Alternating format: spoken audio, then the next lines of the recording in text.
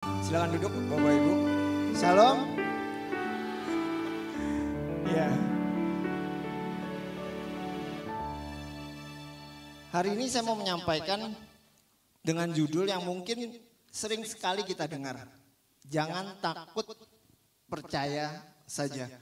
Bahkan ada orang yang berusaha mencocok logikanya. Di Alkitab katanya ditulis 365 hari kata jangan takut. Jadi setiap hari dibaca satu ayat maka itu akan full untuk 365 hari. Dan kemudian percaya. Dari dulu kita sudah diajarin untuk percaya. Mungkin ada yang berkata seperti itu. Gak usah diomong. Orang Kristen itu sudah tahu bagaimana caranya percaya. Tetapi Bapak Ibu sadari atau tidak, di setiap apapun yang kita lakukan itu semua hanya modal percaya. Contohnya ketika tadi kita duduk di kursi, ada yang ngecek nggak? Oh, kira-kira kursi ini cukup nggak untuk menampung berat badan saya? Ada yang ngecek? Nggak ada. Semua langsung duduk karena dia percaya bahwa kursinya masih kuat. Dan hari ini saya menyampaikan bahwa satu hal, bahwa sebagai orang Kristen kita hanya cukup percaya. Tetapi yang menarik adalah ada satu pertanyaan, siapa yang perlu Yesus? Orang yang kelihatannya benar atau orang yang dipandang berdosa? Kedua hal ini sampai hari ini masih menjadi pembicaraan. Ada orang yang menganggap, ada dua tipe orang percaya. Yang pertama adalah orang yang merasa dirinya sudah hidup di dalam anugerah sehingga merasa tidak perlu lagi untuk berbuat sesuatu untuk Tuhan. Kemudian golongan kedua adalah orang yang merasa berdosa sehingga mereka harus melakukan sesuatu untuk Tuhan. Dan perdebatan itu masih ada sampai hari ini. Golongan pertama menganggap bahwa dirinya sudah dibenarkan, dirinya sudah merasa kudus, sudah merasa bahwa hidupnya layak karena anugerah Tuhan sehingga nggak perlu lagi berbuat sesuatu untuk Tuhan. Bahkan yang ekstrim adalah ada satu golongan yang berkata nggak usah berdoa. Kenapa? Karena itu kan Tuhan Maha Tahu. Kalau Tuhan Maha Tahu, untuk apa kita berdoa? Ada yang mengatakan nggak usah lagi beribadah. Kan kita adalah bait Roh Kudus. Roh Kudus ada di dalam kita. Dan kemudian golongan yang kedua mengatakan, oh aku ini orang yang nggak layak. Aku ini nggak boleh ke gereja. Aku ini nggak bisa melayani. Aku ini nggak kudus di hadapan Tuhan. Dan itu perdebatannya ada sampai sekarang. Golongan kedua menganggap bahwa untuk datang kepada Tuhan harus dengan kekuatannya sendiri, harus dengan kemampuannya sendiri. Dia menganggap bahwa itu Tuhan yang jauh. Tuhan yang hanya bisa didekati dengan kekudusannya. Dan perdebatan itu ada sampai sekarang. Mereka masih berdebat dan mereka masih memakai ayat-ayat yang sama untuk berdebat. Dan itu tidak akan pernah selesai. Kenapa saya katakan mereka seperti saya bilang tadi pagi? Karena saya dulu ada di dalam bagian mereka. Saya orang yang paling suka berdebat ketika misalnya ada teman posting sesuatu, misalnya dia bikin story, bikin status di sosial media yang menurut saya ini nggak benar, saya akan masuk di situ. Saya akan berdebat, bahkan ada juga satu grup para pengkhotbah, saya sempat bikin sedikit kerusuhan di situ karena saya ingin berdebat. Tetapi sekarang mengapa saya katakan mereka? Karena bagi saya pribadi itu sudah lewat dan itu tidak ada gunanya. Dan hari ini kita akan melihat bahwa kedua tipe orang tadi itu masih ada dan kita akan melihat kita masuk tipe orang yang mana. Nanti di akhir kita akan melihat bahwa kita masuk mana dan apa yang seharusnya kita lakukan. Ayat hari ini kita akan ambil dari cerita dua orang yang dengan latar belakang yang berbeda. Dan ini ditulis di dalam 3 kitab, ditulis di dalam Lukas 8, ditulis dalam Matius 9, kemudian ditulis juga di dalam Markus 5. Jadi ini ceritanya ketika Yesus datang ke suatu daerah, dia dikerumuni banyak orang. Kemudian ada satu orang yang bernama Yairus. Yairus seorang kepala rumah ibadat. Kalau dari zaman sekarang, Yairus ini seorang gembala, seorang pastor, seorang senior pastor. Dia punya rumah ibadah. Kemudian dia dengar Yesus datang, saat itu anaknya lagi sakit. Kemudian dia berusaha mendatangi Yesus untuk mengajak Yesus ke rumahnya untuk mendoakan anaknya. Nah kemudian di tengah perjalanan ada seorang wanita yang sudah 12 tahun pendarahan. Dan Dan ketika dalam perjalanan wanita itu mencegat Yesus dan akhirnya dia disembuhkan. Dari kedua orang ini kita akan melihat bahwa kedua orang ini merupakan gambaran apa yang saya ceritakan barusan tadi.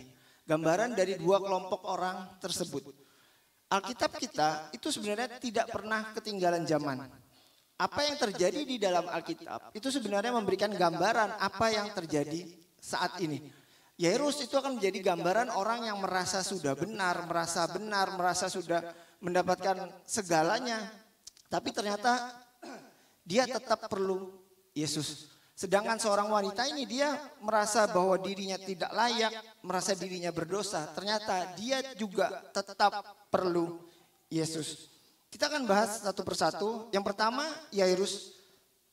Yairus seorang kepala rumah ibadat. Seperti saya bilang dia seorang gembala. Kemudian dia seorang yang paham kitab suci. Dan yang menarik adalah arti nama Yairus itu artinya adalah di bawah naungan terang Tuhan. Seorang pendeta besar saat itu, kalau misalnya kita berbicara pada konsep hari ini, seorang pastor senior yang sudah paham Alkitab, paham kitab suci.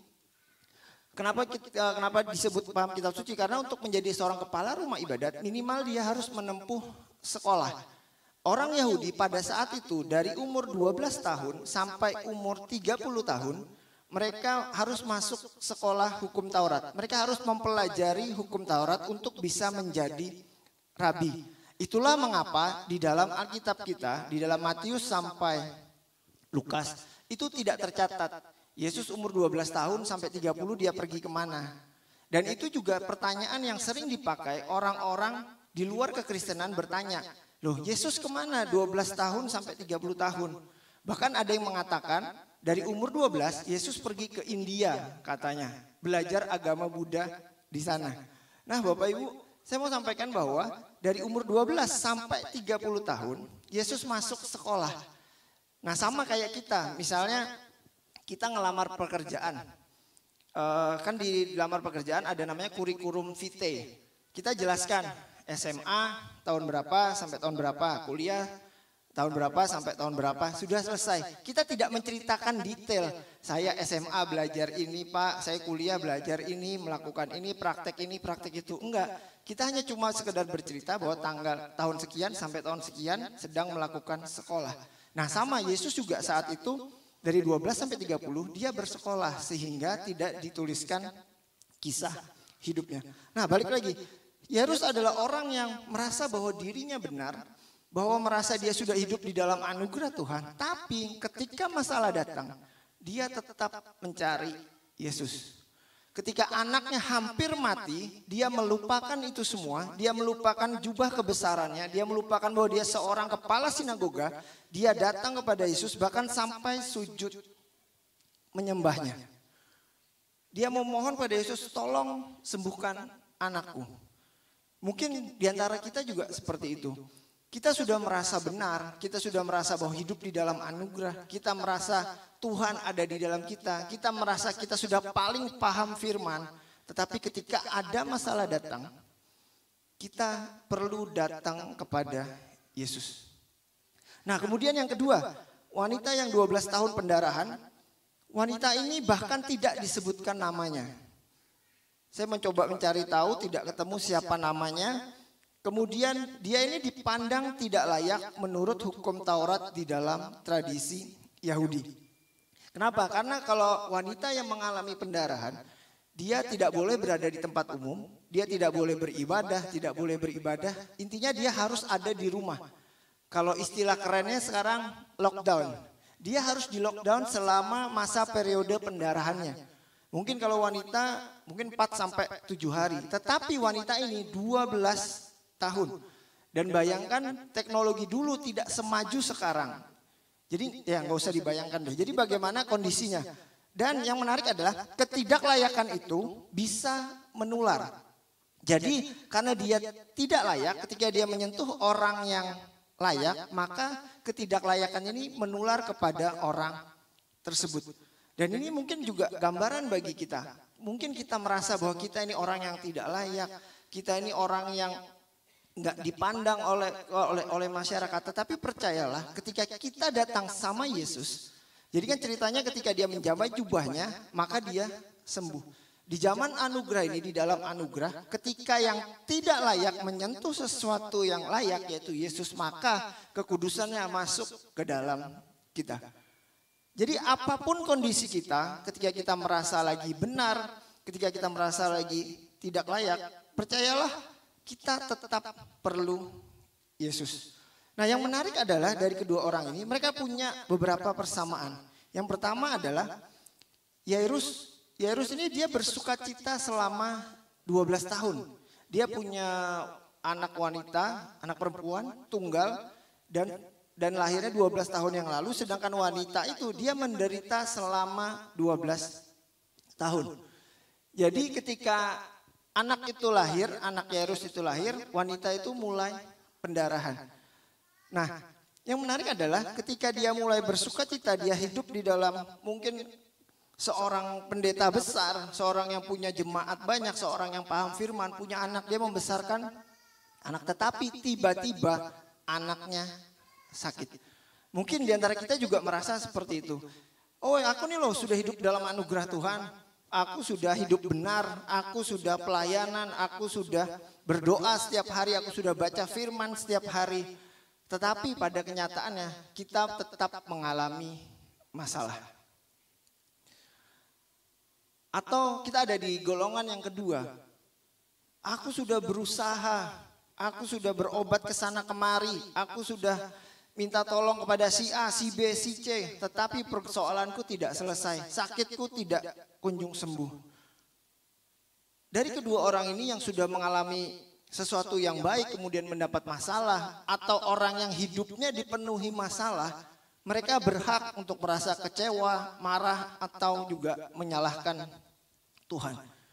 Tapi kalau golongan yang pertama dia mengatakan, aku nih loh sudah melakukan yang terbaik buat Tuhan, sudah pelayanan, sudah ini itu segala macam. Tapi kenapa kok masalah tetap datang? Sudahlah, nggak usah Tuhan-Tuhanan lagi. Atau golongan yang kedua, aku nih loh sudah menderita selama 12 tahun, mungkin selama 20 tahun, 30 tahun. Masalah nggak kunjung selesai. Masalah A belum selesai, datang lagi masalah B. Akhirnya kecewa dan akhirnya juga meninggalkan Tuhan. Tetapi kedua orang tadi, mereka tidak kecewa, mereka tidak marah. Justru mereka malah datang kepada Yesus. Dan ini yang mereka lakukan. Apapun keadaanmu, mari datang kepada Yesus. Baik saat merasa sedang dalam keadaan layak maupun tidak layak. Apapun kondisi kita sekarang, kita merasa hidup kita benar, hidup kita nggak benar. Mari jemaat IHS Sampit, kita datang kepada Yesus. Yesus tidak memandang latar belakang kita. Yesus tidak melihat apa yang sudah kita lakukan. Yesus tetap menerima kita apa adanya. Yairus seorang yang baik, seorang kepala rumah ibadat, tetap ditolong sama Yesus. Wanita 12 tahun pendarahan yang dianggap tidak layak saat itu tetap ditolong sama Yesus. Begitupun juga kita. Apapun keadaan kita, kita pasti ditolong sama Yesus. Tidak peduli masalah kita seberat apapun, tidak peduli sakit penyakit kita, percayalah di dalam Yesus masih ada pertolongan. Nah, kemudian yang menarik adalah pengalaman bersama Tuhan, setiap manusia itu unik. Kita nggak bisa membandingkan si A dengan, kita tidak bisa membandingkan kita dengan orang lain.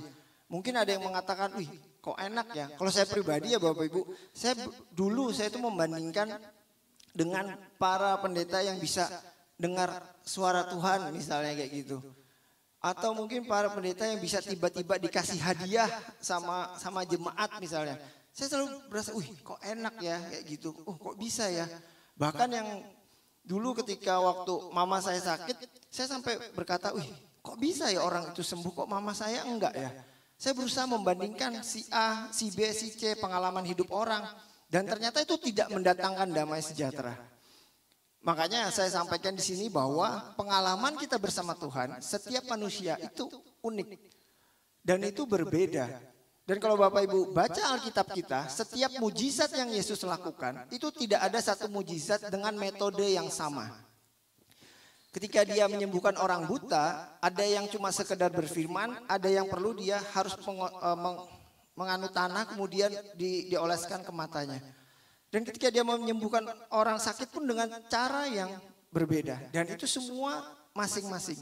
Dan itu juga berlaku untuk kita. Perjumpaan kita dengan Tuhan itu pasti unik. Nah, seperti yang Yairus lakukan, lalu datang seorang kepala rumah ibadat setempat namanya Yairus. Ia sujud di depan Yesus dan minta dengan sangat supaya Yesus datang ke rumahnya. Dia melupakan segala jabatannya, dia melupakan apa yang sudah dilakukan, bahkan dia sampai merendahkan dirinya sendiri. Yairus karena saking putus asanya anaknya hampir mati, dia datang kepada Yesus bahkan sampai sujud di hadapan Yesus dan minta dengan sangat. Kadang mungkin ada orang yang seperti itu, ketika dia sudah capek dengan performanya dia merasa bahwa dirinya benar. Yang dia lakukan adalah akhirnya dia datang kepada Yesus. Dia sujud, dia melupakan semuanya yang pernah dia lakukan. Dia hanya meminta kepada Yesus untuk memberikan dia pertolongan. Dan wanita itu pun juga melakukan hal yang sama. Di dalam Markus dicatat ada seorang wanita yang sedang sakit pendarahan selama 12 tahun. Ia semakin menderita meski telah berobat kepada banyak tabib. Ia telah menghabiskan semua miliknya tetapi tidak berhasil, malah semakin parah. Ia sudah mendengar berita tentang Yesus, maka ia mendekatinya dari belakang dan menjamai jubahnya. Kalau di ayat selanjutnya dikatakan seketika itu juga dia sembuh. Wanita ini memberikan gambaran bahwa ketika kita berusaha untuk menyelesaikan masalah kita, pergumulan kita dengan kekuatan kita sendiri, itulah yang akan menyebabkan kondisi kita semakin parah. Wanita ini menghabiskan seluruh uangnya. Wanita ini sudah menjumpai berbagai macam tabib, tetapi tidak juga kunjung sembuh. Mungkin berapa banyak di antara kita juga seperti itu. Kita berusaha untuk memperoleh kekudusan melalui perbuatan kita. Kita berusaha untuk sembuh dengan kekuatan kita. Kita berusaha untuk menyelesaikan pertolongan kita dengan kekuatan kita sendiri. Tetapi hasilnya malah semakin parah. Tetapi kabar baiknya hari ini juga saya sampaikan bahwa ketika kita menjumpai Yesus, maka pertolongan itu masih ada. Dan kemudian waktunya pun berbeda. Yang wanita itu, ia mendekati Yesus dari belakang lalu menjamai jumbai jubahnya dan seketika itu juga berhentilah pendarahannya. Sedangkan Yairus, sementara dia masih berbicara, datanglah seorang kepada pemimpin sinagoga itu dan berkata kepadanya, anakmu sudah mati, janganlah menyusahkan guru. Padahal yang manggil Yesus ini adalah Yairus. Tetapi di tengah jalan, perjalanannya terganggu. Karena ada seorang wanita yang mencegatnya. Kalau saya jadi Yairus Bapak Ibu, saya pasti akan ngomong sama Yesus, Pastor Yesus, kan maksudnya kondisi zaman sekarang. Saya kan bilang, Pastor Yesus jangan dong, gak boleh dong. Bantu anak saya dulu, sembuhin anak saya dulu. Gak boleh dong tiba-tiba harus nyembuhin orang di tengah jalan.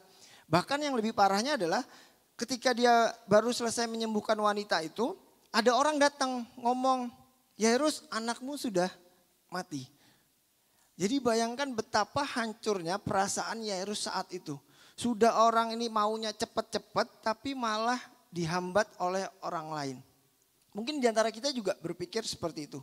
Wih kok enak ya dia ditolong Tuhan. Kok enak ya hidupnya itu lurus-lurus aja.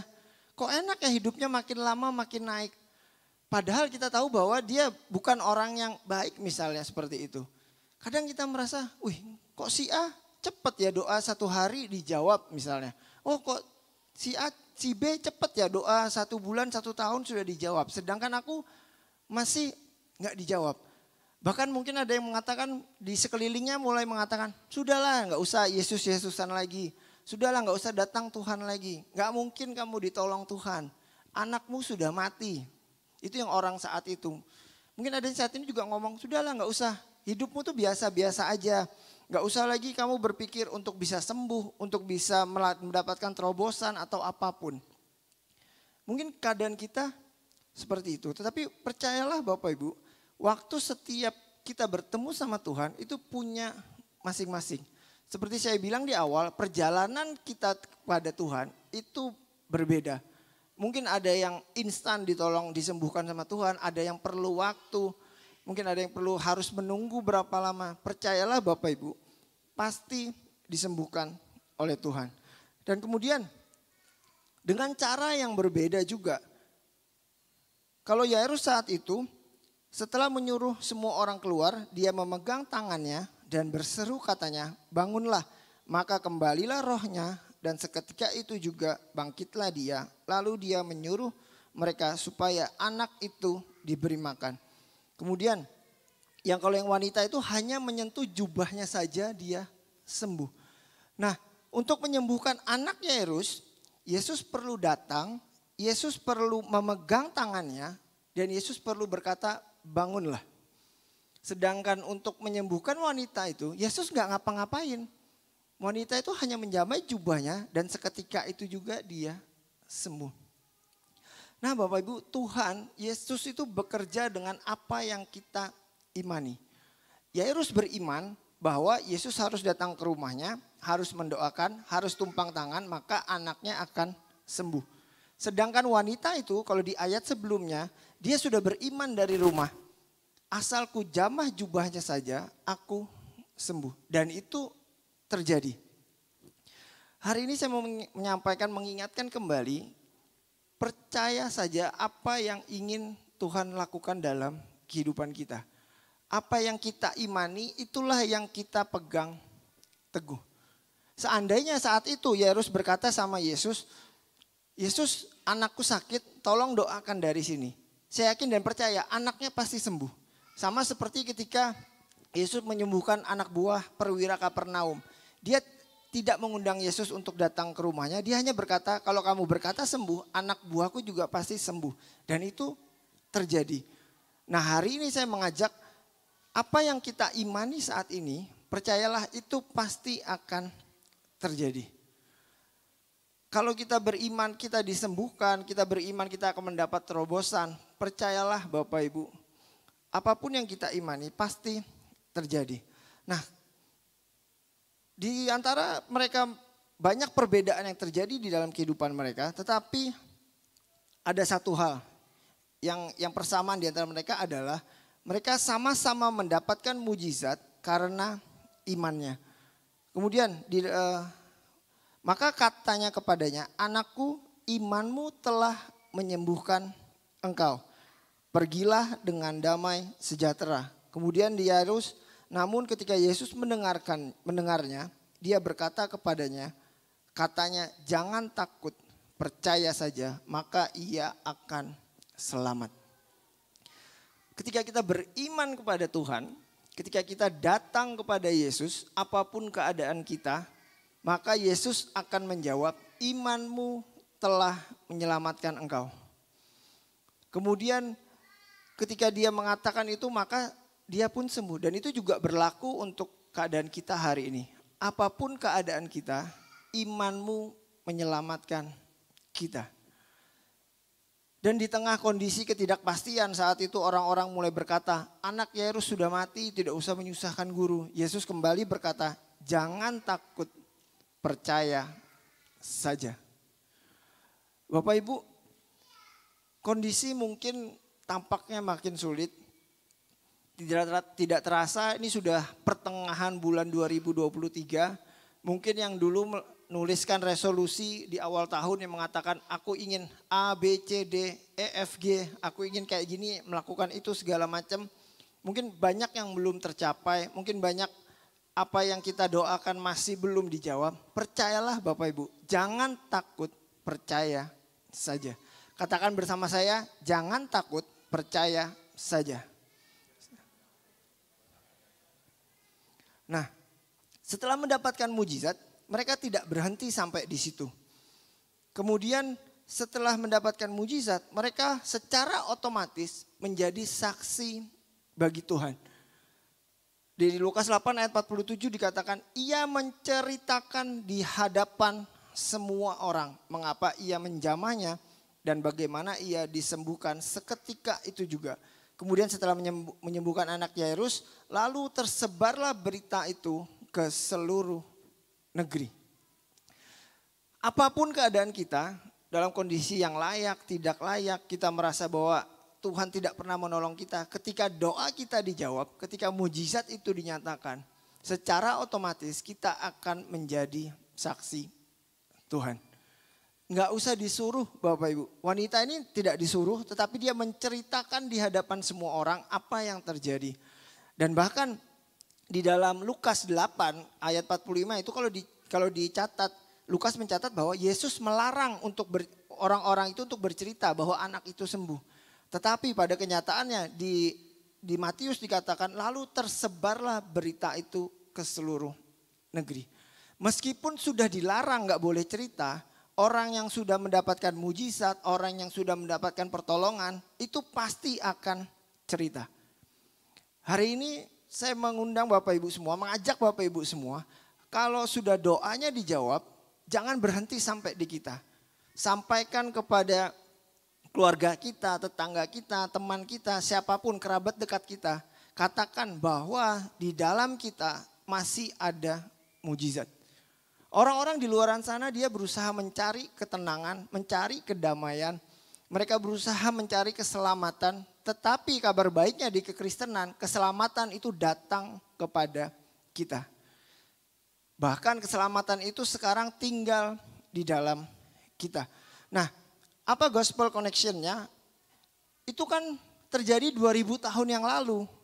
Itu kan terjadi ketika Yesus masih ada di bumi. Itu kan terjadi ketika mereka bertemu dengan Yesus. Loh, sekarang kita nggak pernah lihat Yesus. Apa harus kita pergi ke Israel untuk bertemu dengan Yesus, untuk melihat bagaimana dia melakukan mujizat baru kita mendapatkan mujizat? Enggak Bapak Ibu, justru kita jauh lebih berbahagia dari mereka. Kita tidak perlu lagi bertemu Yesus, kita tidak perlu lagi susah-susah untuk memanggil Yesus. Kenapa? Karena Yesus ada di dalam kita. Di dalam Efesus 1 ayat 3 dikatakan, terpujilah Elohim dan Bapa Tuhan kita Yesus Kristus yang di dalam Kristus telah memberkati kita dengan segala berkat rohani di dalam surga. Kalau dulu orang untuk mau disembuhkan, Yairus untuk mau anaknya disembuhkan harus menerobos kerumunan. Wanita 12 tahun itu juga harus menerobos kerumunan di tengah tubuhnya yang sudah lemah. Di tengah dia sisa-sisa tenaganya dia menerobos kerumunan. Bahkan mungkin pada saat menerobos kerumunan itu dia mulai dihakimi oleh orang-orang sekitar. Pergi kamu tidak layak, kamu tidak boleh berada di kerumunan ini. Mereka berusaha sekuat tenaga untuk bertemu dengan Yesus. Tetapi sekarang kabar baiknya Yesus ada di dalam kita. Yesus sekarang tinggal di dalam kita. Kalau mereka dulu berusaha sekuat tenaga untuk mencari Yesus, yuk kenapa kita yang sudah hidup di zaman anugerah ini melupakan Yesus yang tinggal di dalam kita? Setiap kali ada masalah, apa yang kita cari terlebih dahulu? Apa yang kita pikirkan ketika ada masalah datang? Atau contoh yang simpel, misalnya anak kita berbuat salah, apa yang respon kita yang keluar duluan?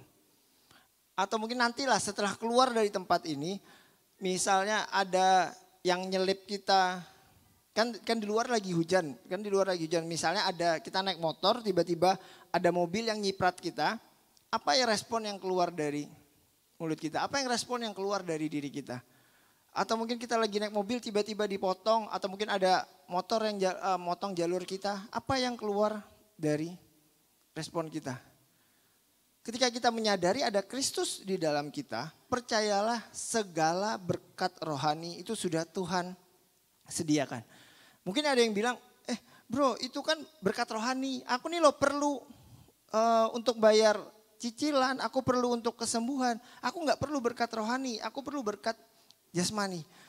Bapak Ibu, yang namanya Tuhan kita itu Tuhan yang paket komplit. Dia menyediakan berkat rohani dan juga ini di dalam Roma 8 ayat 31. Jadi apakah yang kita katakan mengenai hal itu? Jika Elohim di pihak kita, siapakah lawan kita? Dia yang bahkan tidak mempertahankan putranya sendiri, melainkan telah menyerahkannya untuk menggantikan kita, bagaimana dia tidak akan menganugerahkan segala sesuatu kepada kita bersama dengan dia. Dia yang tidak menyayangkan anaknya sendiri, dia yang rela meninggalkan ketuhanannya, menjadi manusia fana untuk menggantikan kita, menyerahkan nyawanya, maka bagaimana dia tidak akan menganugerahkan segala sesuatu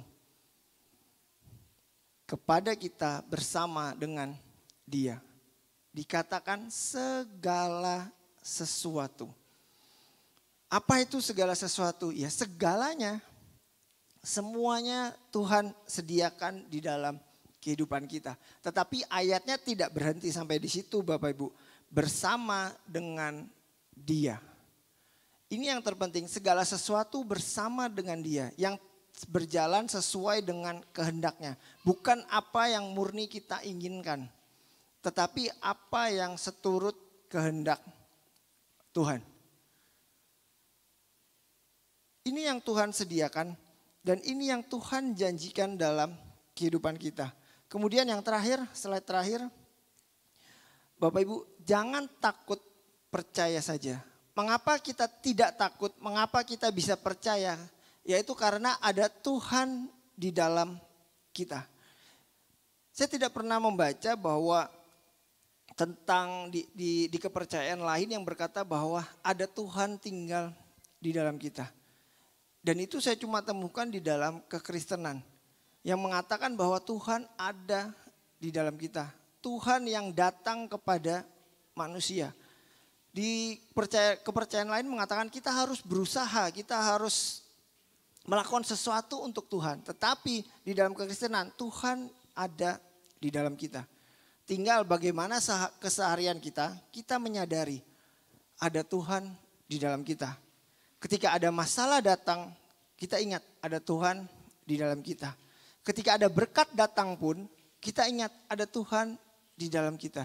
Jadi baik berkat maupun masalah itu bukan karena kekuatan kita, tetapi karena ada Tuhan di dalam kita. Dan kemudian ketika kita menyadari itu, maka kita bisa menikmati prosesnya. Setiap manusia itu prosesnya berbeda-beda. Ada yang perjalanan bersama Tuhan itu berbeda-beda. Ada yang melalui jalan A, jalan B, jalan C. Kemudian waktunya pun berbeda-beda. Dan nanti setelah pergumulan kita dijawab, persoalan kita dijawab, jangan lupa untuk menjadi saksi bagi kemuliaannya. Saya undang pemain musik dan worship leader. Bapak Ibu, saya berharap firman ini tidak berhenti sampai di sini. Nanti ketika pulang, ketika kita sudah mau tidur, lakukanlah saat teduh. Berdoa sama Tuhan, minta kembali diingatkan bahwa Tuhan ada di dalam kita.